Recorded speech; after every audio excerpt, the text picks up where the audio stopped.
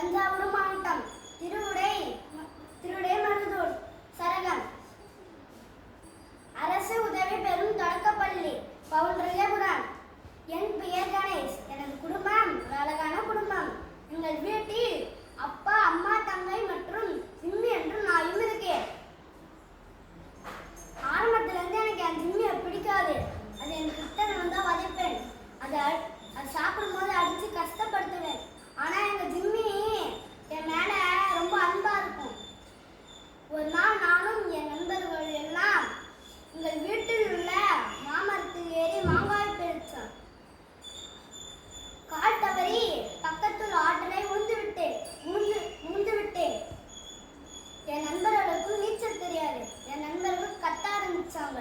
அதை கேட்டு எங்க ஜிம்மி ஓடி வந்து ஆற்றலை வச்சு என்னை காப்பாற்றி விட்டு நான் கண் முடிச்சு பார்க்கும் போது என்ன ஜிம்மி தான் காப்பாற்றுன்னு